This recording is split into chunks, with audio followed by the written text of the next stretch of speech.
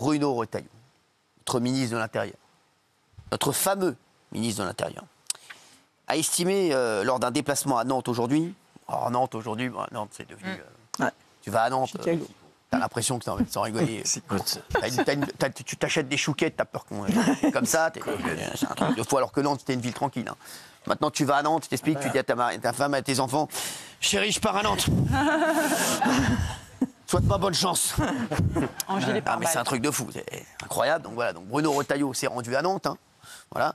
Et le ministre de l'Intérieur a exprimé sa colère au lendemain du renvoi en France d'un influenceur algérien qui avait été expulsé vers l'Algérie. Alors il a été expulsé vers l'Algérie, mais l'Algérie a dit non, on n'en veut pas, vous le reprenez, merci. Il était avec son passeport algérien, tout ça, merci. Il est là, il dit non, je peux pas rester, non, tu dégages, merci, tu retournes en France, merci. Donc on a été obligé de le reprendre. Donc voilà, donc Bruno Retailleau a dit que l'Algérie cherche à humilier la France. Et c'est vrai que je vais vous demander ce que vous en pensez. Je pense que Gilles Verdez est d'accord avec Bruno Retailleau. Pas vraiment. Pas vraiment. Voilà pourquoi Gilles Verdez, vous êtes toujours à côté de la plaque et voilà pourquoi Fatou préfère partir loin de vous pendant le week-end. Merci, regardez. Je veux dire ma stupéfaction et je pense qu'on a atteint avec l'Algérie un seuil extrêmement inquiétant. On voit bien que l'Algérie cherche à humilier la France. Ce ressortissant algérien, un influenceur qui propageait sur la toile, sur les réseaux sociaux, la haine. Les réseaux sociaux, ça n'est pas une zone de non-droit.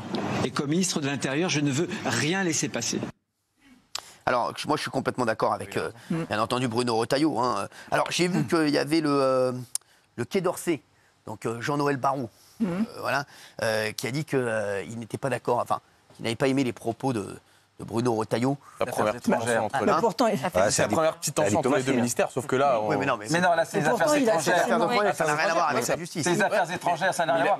C'est très délicat diplomatiquement de balancer un truc comme ça, c'est très fort. Attends, il a raison. Non, moi j'ai raison.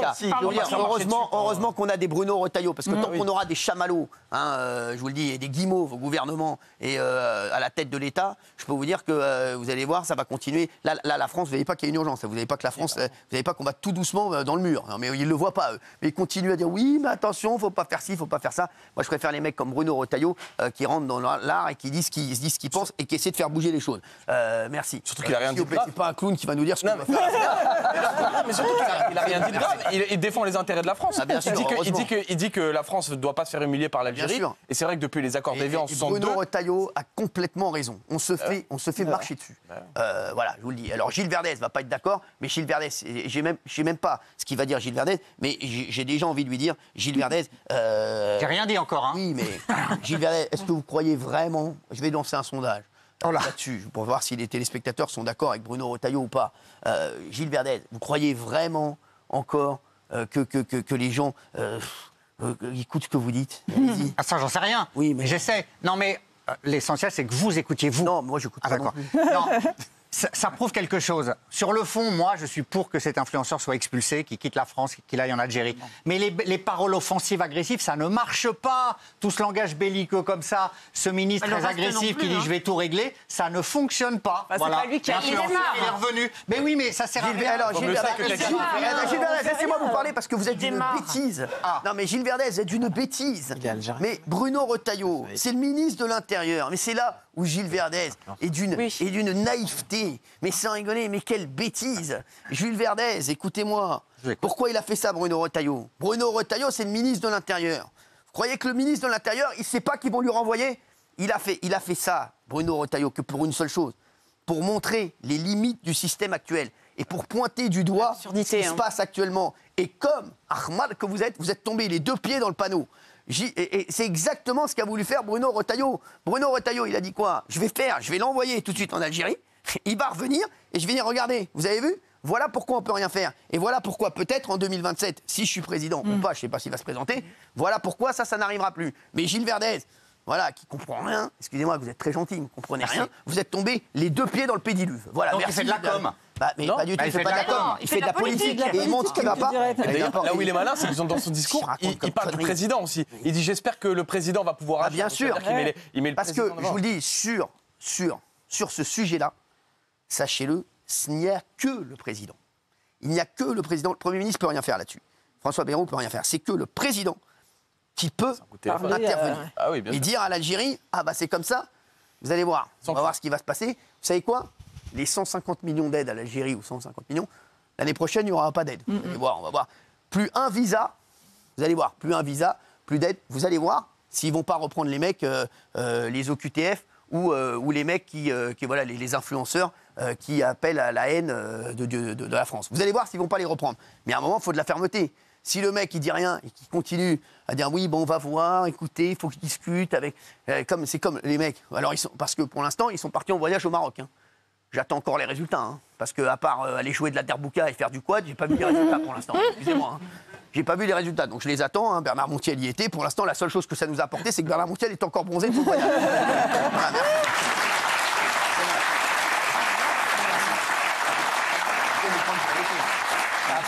À part les 14 millions... Les mecs, tant que t'auras des guimauves, et pas des mecs qui disent « Oh, on arrête les conneries, là, vous allez voir, on va prendre des sanctions », parce que les sanctions contre la Russie, ils les ont prises, hein.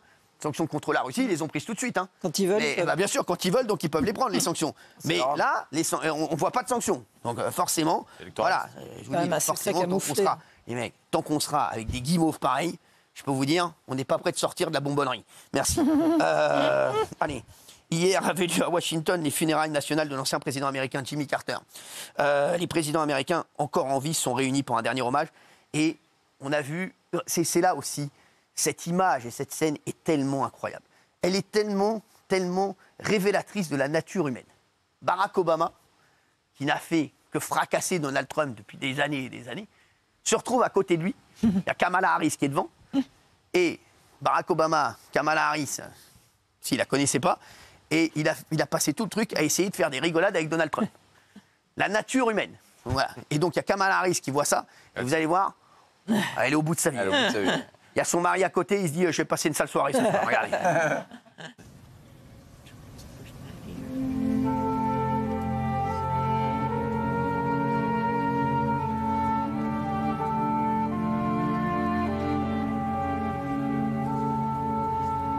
Pas lui qui peut rien faire.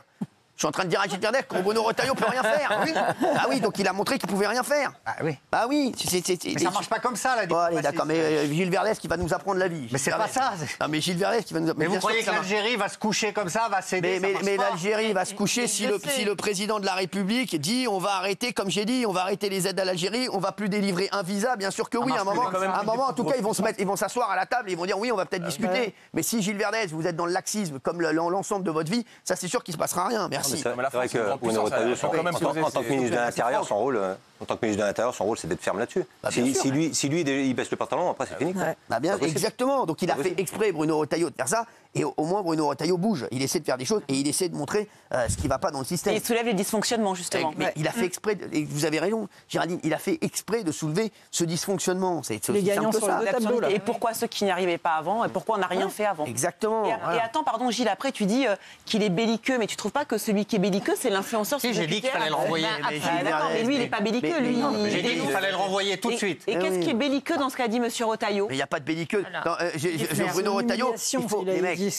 Moi, c'est comme l'autre, là, Guénolé, là, hier, qui nous dit qu'il faut d'abord penser aux toxicomanes avant de penser aux gens qui amènent leurs fils à l'école ou à la crèche. Non, mais quand il y a des mecs comme ça qui raisonnent à l'envers, comment tu veux que tu t'en sortes dans le pays? Les mecs raisonnent à l'envers. Ils sont toujours du côté des délinquants. Ils essaient toujours de sauver les délinquants, toujours de sauver ceux qui veulent commettre des méfaits en France, et tous ceux qui font bien. Ah non, attention, par contre, il faut, les mecs, tant que vous n'aurez pas compris, Gilles Verdez, qu'il faut être extrêmement ferme, extrêmement sévère, non seulement avec ceux qui amènent qui ont des propos comme cet influenceur, et extrêmement ferme avec les pays qui ne veulent pas prendre leurs ressortissants. Oui, je vous le dis, là c'est un bras de fer. Et je vous le dis, et je dis pas, moi je ne dis rien. Donald Trump, je peux vous dire que ça ne se serait pas passé comme ça, croyez-moi. Je peux vous dire que si c'est Donald Trump qui envoie un mec, vous allez voir s'ils ne vont pas le prendre. Il va leur dire, vous allez voir, je vais tout vous arrêter. Vous allez voir si ça va continuer comme ça, le sondage. Merci une fois de plus. 93,4%, Gilles Verdez, vous êtes à 66, vous êtes encore le diable. Merci. Et fou, c'est que sa cote de popularité, elle s'envole à Bruno Retailleau. Ça veut bien dire qu'il répond aux attentes des Français. Il dit tout ce qu'on attend. Vous vous rendez compte que si nous, on se comportait comme l'Algérie, en fait? Parce qu'il est algérien, lui, à la base. Il critique la France. il crache sur la France, on le renvoie dans son pays. Son propre pays lui dit, mais nous, on veut pas de toi, dégage. Exactement, ouais, c'est ça. S'il était revenu en France, diplomatique. et que nous, on avait fait comme l'Algérie, mais une fois à Roissy, tu repars. Oui, tu repars. L'Algérie nous le ramène. Et donc on fait que ça. Vous vous rendez compte humainement, moi je suis algérien, j'arrive en Algérie, on me dit tu te casses. Je dis mais mec, je suis algérien, mais tu te casses.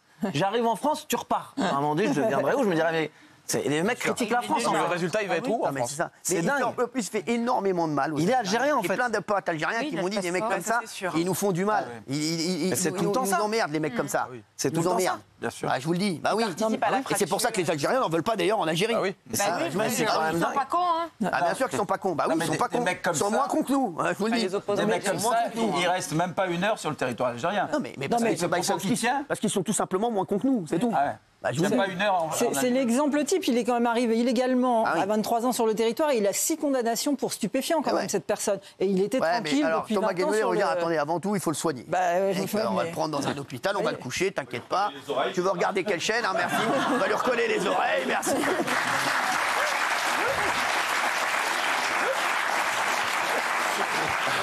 Non, mais il est en centre de rétention, là, tout de suite. Ils l'ont mis. Ça sert à quoi? Je sais pas où il est. Ah non, c'est pas où il est. Parce qu'on est. Il va se barrer. Vous allez voir. Ça, c'est un danger, ça. Ah oui, c'est un danger. On les met quand on peut les renvoyer. On voit bien qu'on n'a pas pu le renvoyer. Pourquoi on le laisse faire? Ça on marche sur la tête, quoi. C'est un danger. Après, toutes ces décisions aussi, et cette lâcheté, malgré tout, elle est aussi par rapport au fait qu'il y a beaucoup de Français d'origine algérienne. Et mais ce qu'ils n'ont pas compris, le gouvernement. Non, mais les politiques. Mais ce qu'ils n'ont pas compris, les politiques, c'est que les Français d'origine algérienne, ils ne veulent pas, ces mecs-là. Ils ne veulent pas. Ces mecs-là, ils veulent pas. Ah non, mais je vous dis, ils ne veulent pas. Ils ne connaissent pas les gens. Les Français d'origine algérienne, ils sont très bien en France. Ils en veulent pas. Ils sont très bien intégrés en France. Ils ne veulent pas des gars comme ça qui leur foutent la merde. Oui, mais en même temps, ces mecs-là qui foutent la merde et ces influenceurs absolument dégueulasses, ils sont likés, commentés par des centaines de milliers de personnes. Et c'est troublant. Oui, c'est normal, je vous le dis. Par des centaines de milliers de personnes, c'est encore une fois, comme on dit à chaque fois, c'est une minorité qui emmerde une majorité.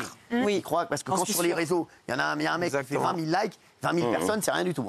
Je vous le dis. C'est 20 000 gugus qui n'ont rien à faire derrière leur et qui participent à la fracture. Et qui font chier le monde. Je vous le dis, oui. Oui, j'habite à Saint-Ouen depuis peu. Et Gilles arrête pas quand je dis que les OQTF, il faut les renvoyer, il faut être ferme avec les migrants illégaux. À chaque fois, ils me traitent de raciste. Je peux dire qu'à Saint-Ouen, je prends souvent des verres sur les terrasses avec des musulmans qui me disent merci Jean-Michel, bravo Jean-Michel, parce que les étrangers qui foutent la merde en France, ça nous retombe sur nous après. Et après, les gens font l'amalgame, ils disent les étrangers vous foutent le bordel, alors que nous, on fait rien, on veut vivre tranquillement, on vit tranquillement. Et c'est à cause de ces gens.